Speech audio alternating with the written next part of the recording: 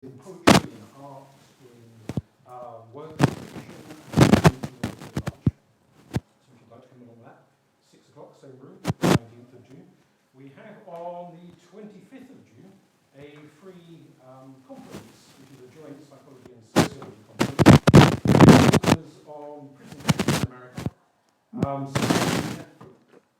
Travel class and male psychology. So that doesn't press you nothing. Again, all free, and that's between 10 a.m. and 3 p.m. So if you just drop me an email and let me know if you'd like to come, then I will book you a seat.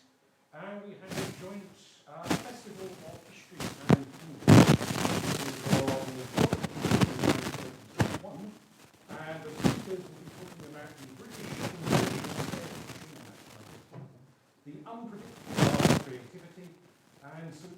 Augustine's knowledge and Canterbury as an that's interesting, and that's again all free. So there's flyers there at the front.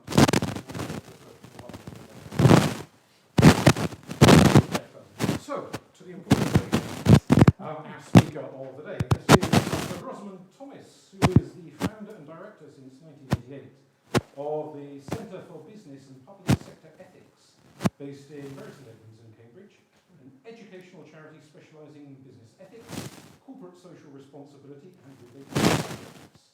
Dr. Thomas held the Golay Visiting Professorship in Business Ethics at Trinity College in the University of Melbourne, Australia in 2014, and during that time he lectures at universities in Melbourne business professional leaders in banking, law and accountancy. And he'll be talking to us today about the issues of climate change and what businesses and global corporations can do to help improve the situation. Thank you, Robert.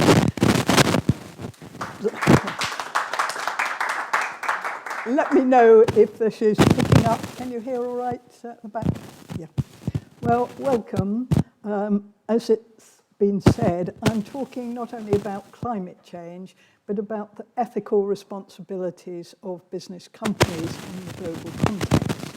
But first, it does require an introduction to climate change before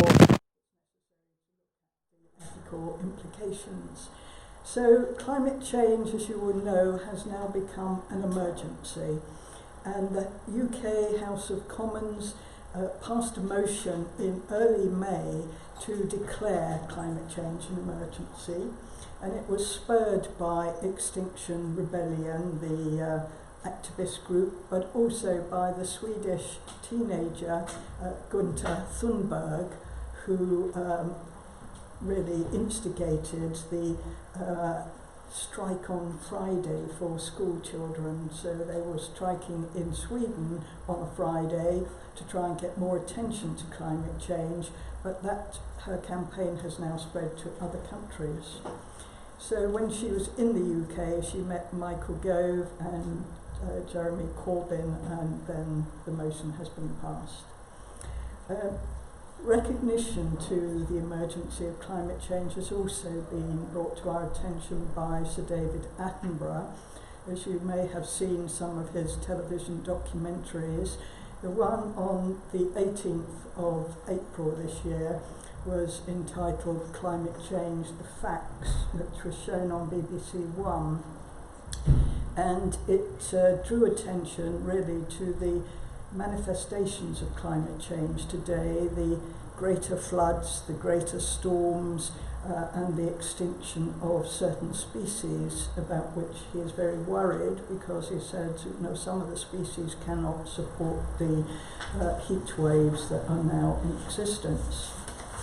The extinction of species was also confirmed by a UN report called the Global Assessment Report on Biodiversity, which came out in early May, and that drew the world's attention, put them on notice that there will be 1 million loss of species if we carry on the way we are. So there is a lot of evidence about the emergency of climate change, but there have also been controversial elements. There's been business companies who, fearing perhaps that their profits may be affected, particularly those in the oil and gas industries, have played down the effects of climate change. And as you will know, some politicians, notably President Trump, has said that there's an exaggeration about climate change, and he has withdrawn his country, the United States, from the Paris Agreement. The Paris Agreement was instigated by the United Nations framework on climate change as a means of drawing attention and getting agreement of countries to reducing climate change problems, but also in reducing greenhouse gases. So with this somewhat controversial elements, on the one hand the emergency and on the other Trump and others playing down climate change, I'm going to use the United Nations Sustainable Development Goals, particularly Goal 13 on climate change, to chart a way through. So the climate change, the Sustainable Development Goals were brought to our attention by the United Nations in 2016. There's 17 goals, of which climate change is one, and it was recognised by the UN that it was necessary to have international cooperation to deal with climate change because it passes national boundaries, and also for the developed world to help developing countries. And so the goals, the 69 targets within the 17 goals, were to help the planet in the next few years until 2030 to deal with some of the issues. And the Paris Agreement runs alongside that. So, to take urgent action to combat climate change and its impacts, one of the UN conventional, the Climate Change Convention, has set financial targets for companies and for businesses joining together, well, companies and governments joining together to reach by year 2020, which is not very long ahead now, a total of 100 billion US dollars annually. Now that's a lot of money, so this UN Green Climate Fund is seeking to raise that amount of money, which will go to a long extent to help developing countries to reach low carbon emissions. So this financial implication for companies in particular is one of the ethical aspects really that companies need to address. So moving now to what are the ethical implications for global business companies. There are, first of all, some problems about identifying ethics in this context. The UN has said that most of the discussions, I think you'll probably agree with this, have been on the scientific side and the technical side. There's been very little discourse about some of the ethical implications for businesses or indeed governments in this field. So the UNESCO body, the United Nations Scientific, Education and Cultural Organisation, decided it wanted to fill the gap and try and find what are the ethical aspects of climate change. And to do that, they asked a body called COMEST, which is the Committee on Ethics for Science and Technology, to identify the ethical issues in climate change. And they started COMEST by saying, well, there's two problems really because of the uncertainty surrounding climate change and also vulnerability for some territories. Regarding uncertainty, they said there's two types of uncertainty: the uncertainty of some of the scientific findings, and then the uncertainty of actually what the ethical issues are. And then another aspect they drew out, COMEST, was vulnerability. They said the vulnerability lies for certain territories, small low-lying islands, large river deltas, and the persons who are residing in the Arctic, where there's been the loss of the summer Arctic ice.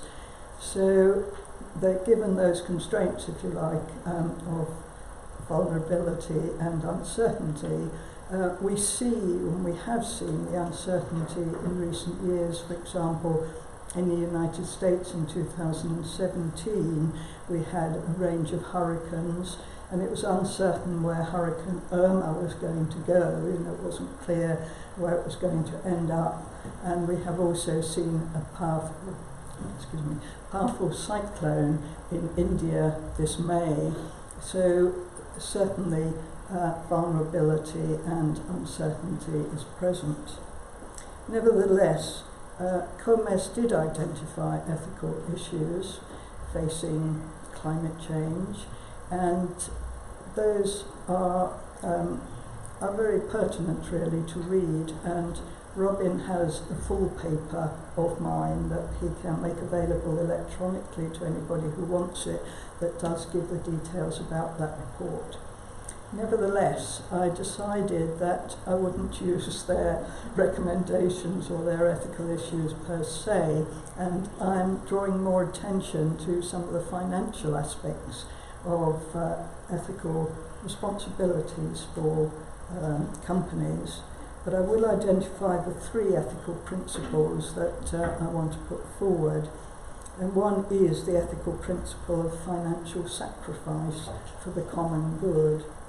The second is the ethical principle of solidarity. And the third is the ethical principle of the rights of and concerns for future generations. And I'll just run through those. So the first one, the ethical principle of financial sacrifice for the common good. It's necessary first to say, what is the common good? It's a notion that originated over 2,000 years ago in the writings of Plato, Aristotle and Cicero, and more recently by the contemporary ethicist John Rawls, who defined the common good as certain general conditions that are equally to everyone's advantage.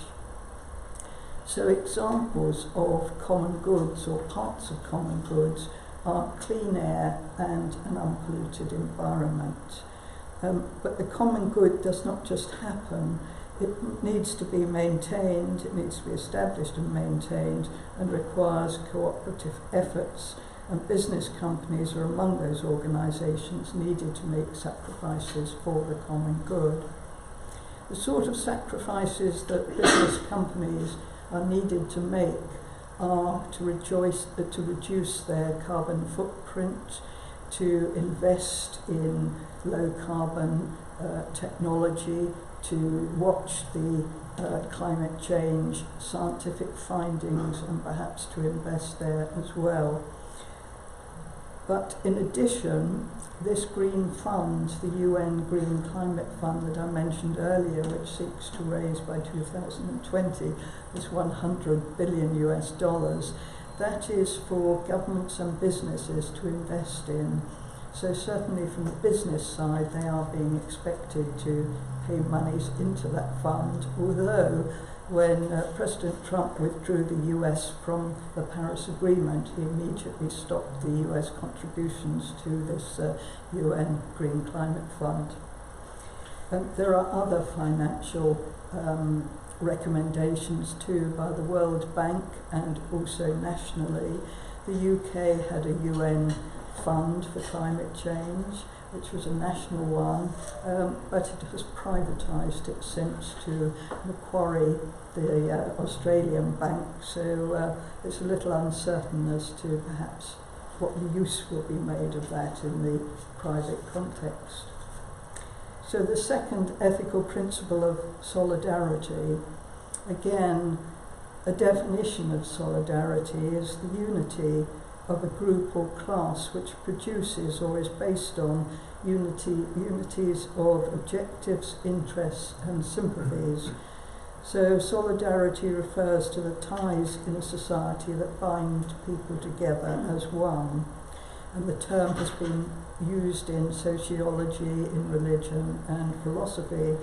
And Emile Durkheim, the sociologist, anarchist, wrote about solidarity in his book The Division of Labour in Society, 1893. And it's also a concept in Catholic social teaching, which some of you may be aware of, and is deemed a characteristic of society where each person is connected and dependent on all humanity, collectively and individually.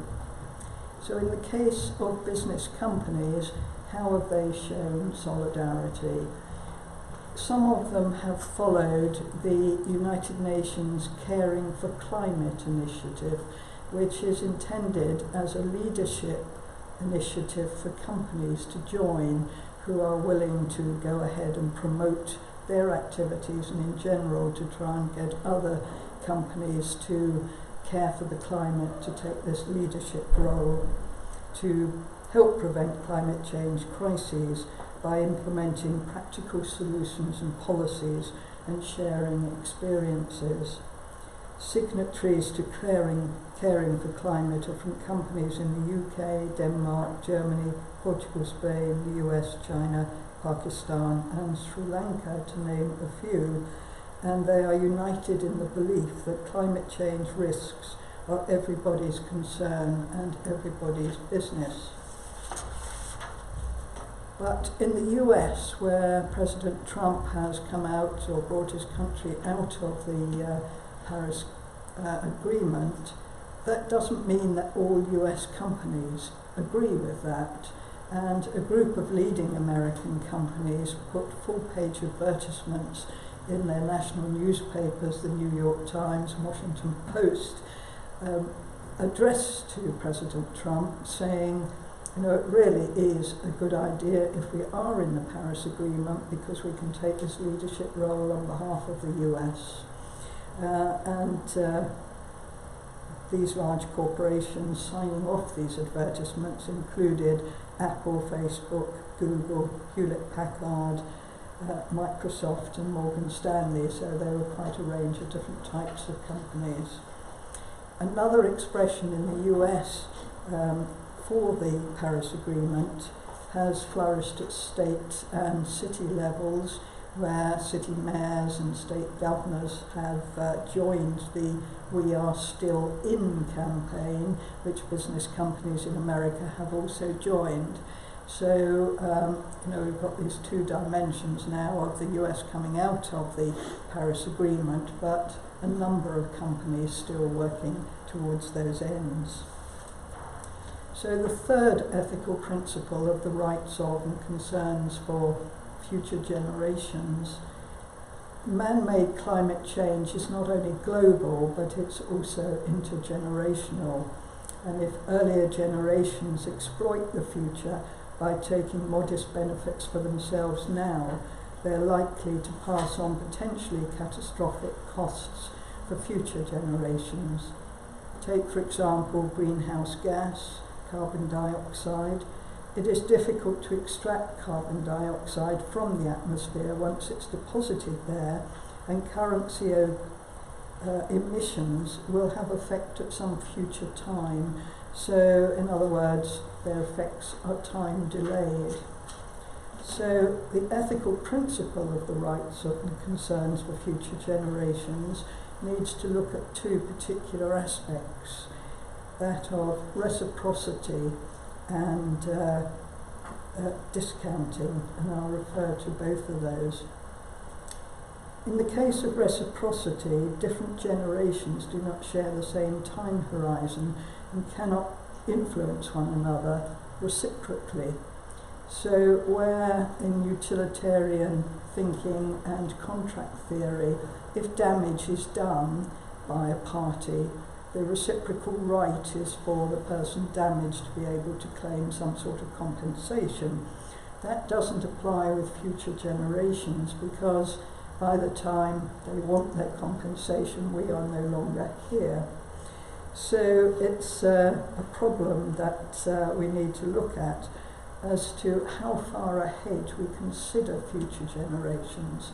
And the Comest report said it's no good looking at, far ahead in terms of future generations. It's better to think perhaps 100 years ahead, where you can identify more carefully who the future generation is going to be, and even begin to plan what reciprocal rights there could be in terms of the damage that we may do at the current time. And they go on to say that it puts us in a position of reciprocating in advance. Concerning discounting, another aspect of future generations debate is that Tony Blair, when Prime Minister, asked Lord Stern, who is an economist, if he would look at climate change from an economic perspective. And Lord Stern's review was published in 2006. Stern used cost-benefit analysis based on long-term economic modelling and concluded there was an overwhelming case for urgent, immediate and rapid reductions in greenhouse gas emissions on the grounds that prevention is cheaper than inaction, and that was 2006, so unfortunately it's a while back. Stern adopted the annual discount rate at which future costs and benefits are discounted, known as the social discount rate of close to zero. However, some economists argued that the welfare of people living in the future should be discounted at a higher rate than Stern's closer to zero, and they suggested more of a market rate of 3%. In other words, the welfare of those residing in the future should receive less weight than allowed for in Stern's review, because the higher the rate, the lower the value for those in the future. So Stern's critics advocated only a modest rate of emission reductions in the near future, followed by greater reductions in the longer term, in the belief that the world economy would probably grow richer and technological capacities would develop over time, which is questionable, of course. So today's businesses need to reflect on how much attention and perhaps how much investment they're going to make to help future generations, or to cut back on their emissions, etc. at the present time. I have also identified what I would call several ethical values, but I'm only going to refer to two. Ethical values are somewhat different from ethical principles. Principles are really founding guidelines in institutions, whereas values are more akin to character traits, whether for businesses or individuals. They're like honesty, integrity, and the two I'm going to refer to are openness and trust. Openness in respect of climate change means transparency and disclosure by companies of their climate-related financial risks. So whatever companies are doing, nevertheless, they probably face some risks, particularly those in the oil, gas and coal industries. And investors are concerned that unless those risks are made clear, the investments could lose out in the future by perhaps loss of public trust and in the companies if they're generating too many fossil fuels. So an industry-led task force was created on climate-related financial disclosure, which came under the Financial Stability Board, and it published its recommendations to companies about how it should reveal these financial climate risks. More than 100 companies, their voluntary principle or voluntary recommendations by the task force, and more than 100 companies globally signed a statement affirming their support for these recommendations. And some of the investors, particularly Aviva investors looking on, said unless companies were clearly stating what their financial risks due to climate change are, they may not invest in them and they may not vote for them at their annual general meetings. So obviously, that's important for companies to reveal the risks, but on the other hand, in so doing, they could put themselves in a somewhat vulnerable position. Trust as the other ethical value. Trust is important to businesses as an ethical value to incorporate in their code of conduct, code of ethics. Trust in practice is a relationship between parties, the one who places his or her trust in another who holds it. And a betrayal of trust damages the relationship, which cannot always be restored. And with regret, we have seen breaches of trust. So this is, if you like, the unethical side of trust. And in particular, Volkswagen, the German car manufacturer, has admittedly by its former chief executive lost the trust not only of governments but also of consumers. And this came about as early as 2006 while Volkswagen engineers were helping to develop a new diesel engine for the US market. And their engineers realized that customers would want good performance, but if they got good performance through the release of nitrogen oxides from the engines, then they would be in breach of the new US law, environmental laws. So the engineers brought out a computer, computer device, which meant that when their new diesel cars were in the laboratory, the device worked and met the pollution requirements for the US. But as soon as they were out on the road, the device was inactivated and the nitrogen oxide fumes and contamination was in breach of the law, but at this stage the US hadn't realised.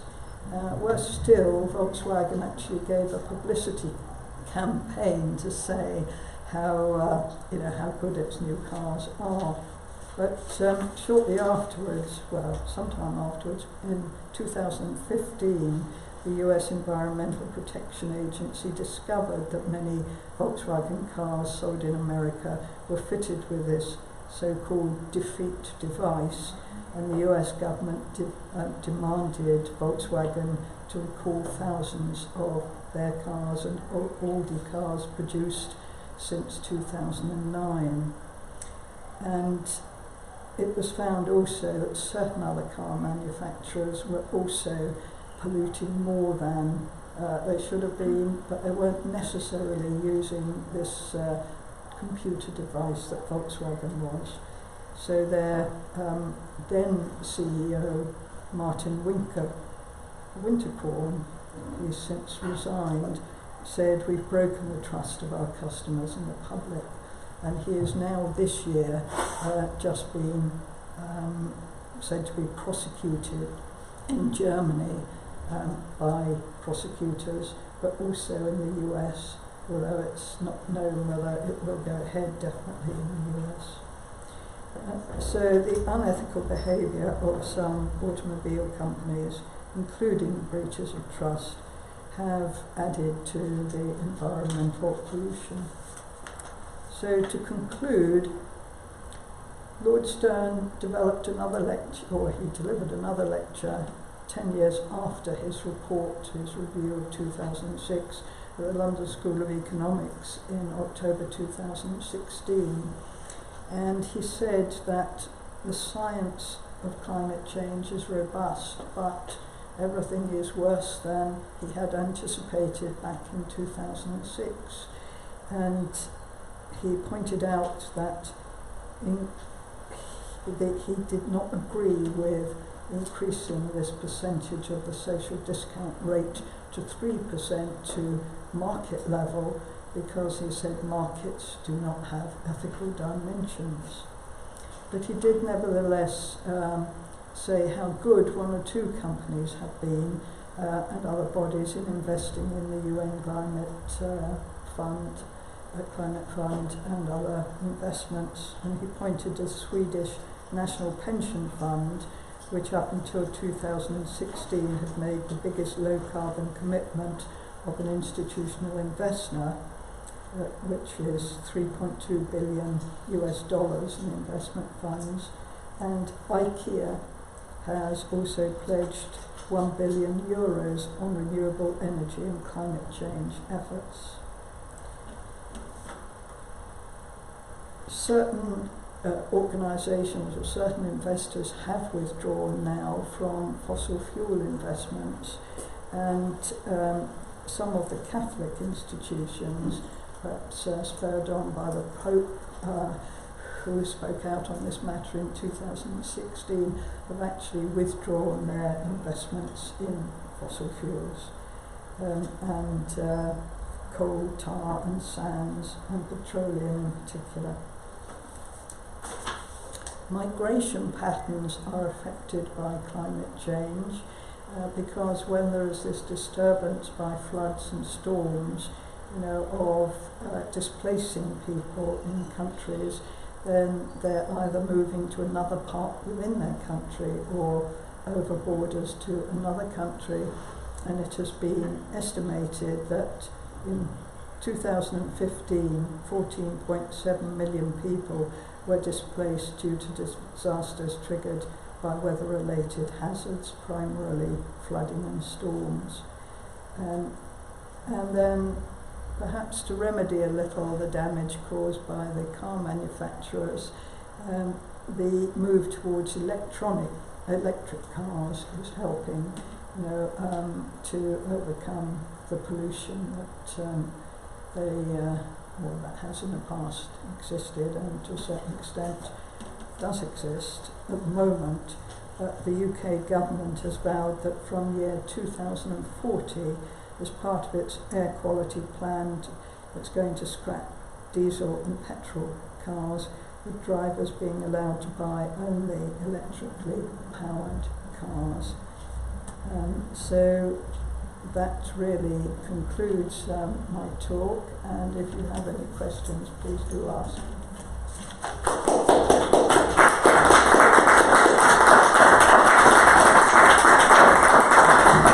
Are there any questions that people would like to propose?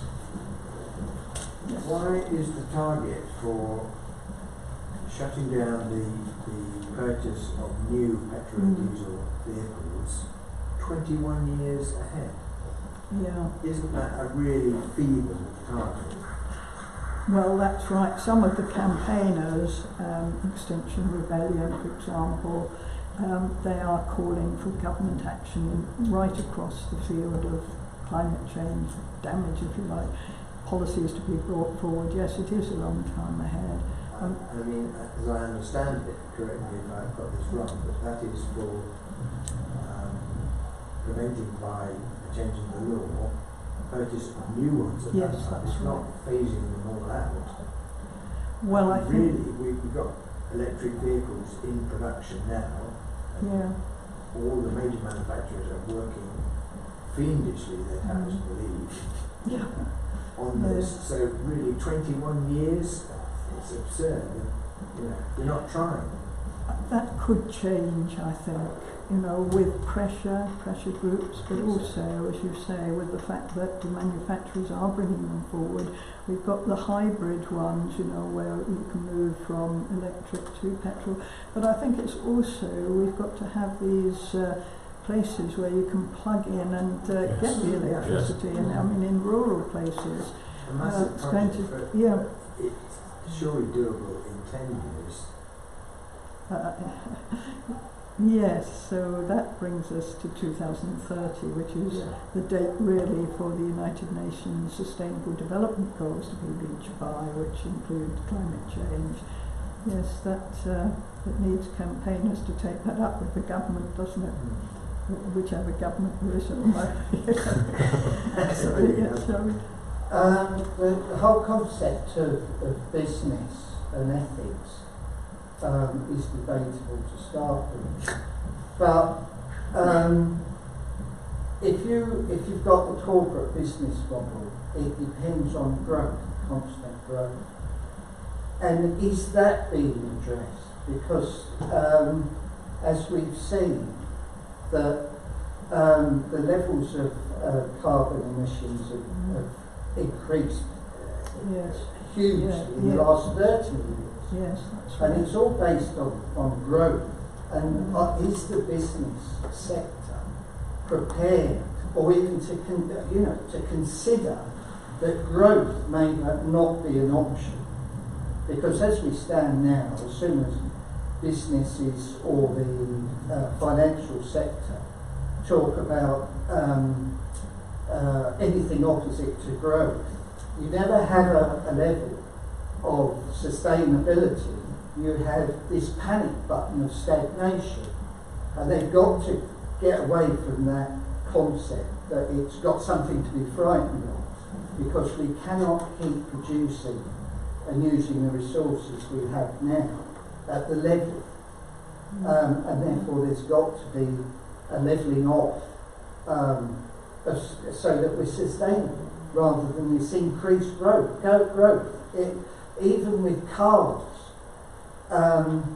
they're still talking about producing more cars, whether they're electric or diesel or petrol.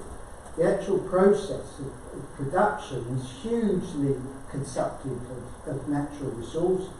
I mean, we can't keep going at this level, but the business sector, I don't think, has even got that concept. They can't grab that concept. Well, you are right that the levels of CO2 emission, well, in the atmosphere, the emissions at the moment is the highest level that there ever has been in history. I think that with the growth of companies, if they are working towards reducing their carbon footprint, etc., that sort of growth is not as bad as if they're ignoring that. But your point about cars being produced, I was in China in year 2002 for our centre, being shown around by senior government officials of China in Beijing. And I said to them, because cars wasn't too bad, I mean there weren't as many cars in Beijing then as there are now, and I said to them, are you going to limit the number of cars a family can have in the same way that the number of children has been? And I thought they might have seriously considered that, since they have the power, if you like, to do that. And they said no. So 2002, we're now 2019, and of course air pollution in Beijing and Shanghai and India, in Delhi, is very, very bad. So, and cars are being manufactured all the time, but I suppose the electric ones, once we move over, or once nations move over to electric only, that won't be polluting so much. With other things in terms of growth, I suppose we may have a more varied type of corporate entities. We've got a lot of small companies now, developing, people working at home and running their own companies. And some of the products we need, as we've seen with health, and some of the demands for some of the drugs which aren't available. It's a good point you've raised, but you can't rule out growth altogether, I suppose. It's just how the growth is made and in what fields it's made. Well, and consumption. Yeah, well, that's right. No, we are a society that does consume all the time, aren't we? You only have to go into a supermarket to see all these things placed near the checkout, encouraging consumption. Should I first take that? Yes, throughout my career in private manufacturing, it was always drummed into me that the responsibility of directors was entirely to the well-being of their shareholders, the interest. It had to serve the interest of the shareholders. But by and large meant positive cash flow maximised over time. Public trust, you mentioned, certainly was an important issue.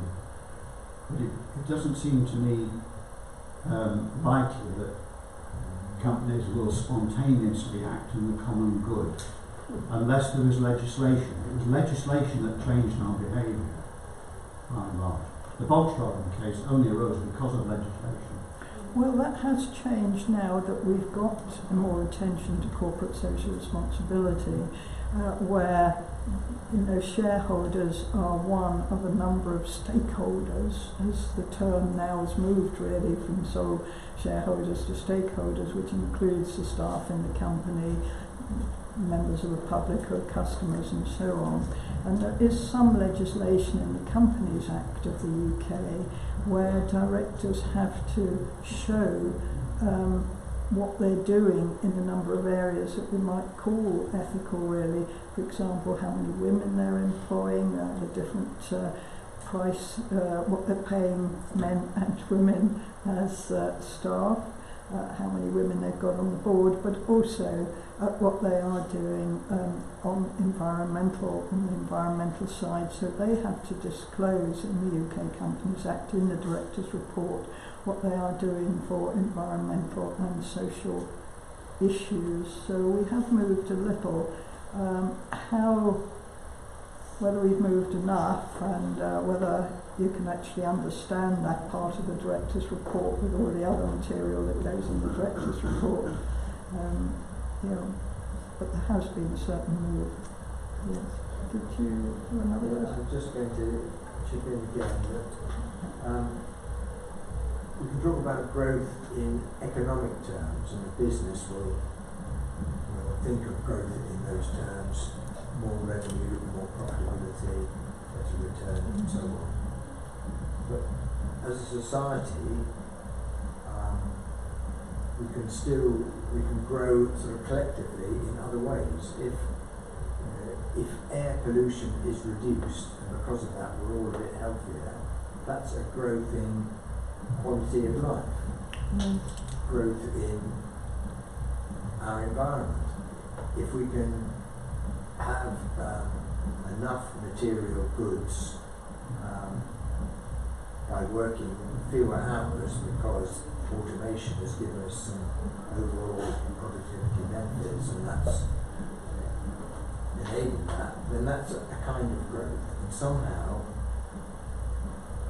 as a society, I think we've got to move towards that, be satisfied with more leisure, more music in our lives, and cut down from a 5-litre car to a bicycle. Well, I think very recently, probably only this year, there have been recommendations put forward, not the same as you're saying, but for eating less meat, for example, Yes. hasn't there? And having the temperature of heating our homes down to a much lower degree than 22 degrees Celsius. And it's everybody, isn't it? It's not just business companies or governments, it's the general population as well that have to make a sacrifice if we are going But to push them along, several people have said the same thing, that numerous institutions, their whole structure is geared towards economic profit and gain and growth. And consumerism, We've somehow got to come away from that, and that would take not just a good feeling, a willingness by every Joe Soap in town. It's going to have to be that, certainly, but through law. And you've got the lead and the targets at the UN level. Yeah. And perhaps in countries like the UK and much of Europe, there's a high degree of support and efforts at conformance with that. Perhaps not big enough efforts, but at least there's something. Now, how are you going to turn around the US, which is certainly, I know what you're saying about individual companies who are advertising what they're doing because they're talking to their customers at the end of the day, their customers and their investors, and saying, we're standing back from Trump's view of the world a bit, this is what we're doing. And that's all great. But what about China, India, the third world in general, who are have got so far to go to catch up with the perceived wealth and lifestyle that come in the West. So it's not fair you're telling us to cut back at this stage. You've messed up the world. Then pile the pressure on us to put it right for you. Well, I think that's where we do need to look at the United Nations Sustainable Development Goals and the Paris Agreement, because does China really listen to the United Nations? well, I think it listens more than it used to, because its market has become more global. I mean, for a long time China's market was very much its own market. It wasn't exporting a lot. They didn't know much about branding. Now they have moved to wanting to sell more goods abroad. So I think they're listening more than they did. But it is true that the developing countries like China, India, and others are polluting, to a greater extent than at the moment than, say, developed countries. But that is why the UN wanted to have this international cooperation and the money through the UN Green Fund, Climate Fund, to help developing countries to reduce their or to lower their emissions. Could I just ask you to clarify this fund? Is this a fund that institutions and companies and governments are paying into that Yes. the UN then spends, or are people claiming that they're doing this, this and this already, therefore that's 98% of our necessary contribution to the fund taken care of, and all the usual bullshit? It's certainly one that governments and businesses need to contribute to and are encouraged to contribute to. It's coming under that part of the UN that is the UN climate framework for UN Convention framework. How this real money is spent. Well, it would be the Convention framework on climate change, which is a UN body, but it's that body that is particularly in charge of the fund. Whether how it's spent needs further research, really. I'm not quite sure. They want this amount of $100 billion annually by 2020 to be in the fund. I would have thought it was under the auspices of the Convention framework for climate change that it is. Sort of delegate things back to governments to actually operate. Or back to some of the development banks, I would think, to spend it. Yeah, it has to obviously be spent carefully, because there's quite a lot of corruption in some of those countries as well. So, could I have a question about that? Yes, it's going to be yes. As far as I understand it, China per capita doesn't produce the same pollution as the European countries. That's a statistic. The UN statements and reviews, etc., are really the idea of the world. But I'd ask you, are the IMF and the World Bank going along with it? Because if they don't, they are the driving force of the whole global financial system. And if they don't change, which they don't appear to be, there's very little hope, because they are setting the pattern for ethics, if you like, business plans. And if they don't change, then all the companies, especially the global companies, won't change very much. Well, the World Bank does have its own initiatives for financial contributions to climate change. It's got several sorts which can be accessed on Google. You can see what they're doing.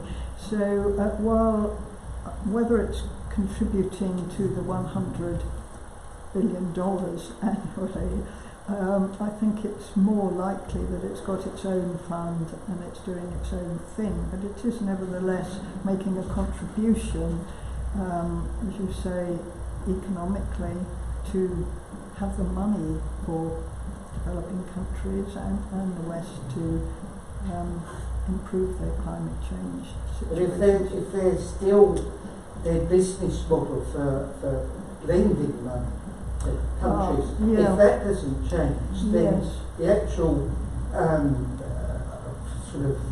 superficiality of having a fund to offset some of the things they're actually doing with one hand is playing against the other. Yes, you're Which quite, doesn't you're appear- quite they right. don't appear Yeah. to be changing their attitude. No, you're quite right. It does need to be tied up with development money and lending and so on. I mean, the Chinese have in fact gone into countries and and lent a lot of money in Africa and so on, but I don't think they've tied it in either to climate change, but more to perhaps what they're going to get out of it in terms of power and association with the country. No, it's a very good point you've said, yes. It needs more pressure there again too, doesn't it? Where's the urgency? Yeah, that's right, yes. We've got time for one more question. What would you say is the single most impactful thing that a company can do to address the urgency of the climate issues that we're facing at the minute? If there's one single recommendation you'd give, what do all companies need to be doing? Well, I think they're linked really. There's one thing is a linked number of things, like for example reducing their carbon footprint of their transport or the way their goods are made, as well as reducing their emissions where they can themselves, and linked to that, making sure that when they build or have their premises, that they don't overuse the electricity or heating and so on. I can give one example of a company that I have not been associated with. I've been an independent person commenting on the annual report of a Spanish company called Inditex, which has as one of its brands the Zara chain, which particularly women know. Now, they are really top of the Spanish lists of ethical companies. And when I read their annual report, because I have to read the English version before it, because they produce one in English and Spanish, but any corrections to the English one are sometimes picked up in the Spanish one as well. But I'm amazed at the contributions they make in all these areas. The attention if they're creating a new shop in a different country or a different town, the great attention they pay to the lighting, the heating and everything. And it's well worth, if anybody wants to look at their annual report for last year. It hasn't come out yet. It would be the 2017 and 18 ones. I think the media actually have a responsibility to share success stories like Yes, that I and think see what good looks like. Because it's Yes, easy to talk yes. about what we're doing wrong. People should be talking about what we're doing right Yes. and holding us all to account to act in similar ways. And that's an interesting one because I'm aware of how Zara is changing the way that it's manufacturing its clothing. Yes. It's even investing in new types of materials like leather made out of pineapple, that's for right. example. And unless you start to look for this information, you don't know it. So it's back to, I guess, extinction of values. Yes, the media have got to tell the truth, but they've got to tell the truth. We've all got to share success stories where people are doing things well as well, I think. Yeah, that's quite right. The other encouragement rather than just Yeah. do them.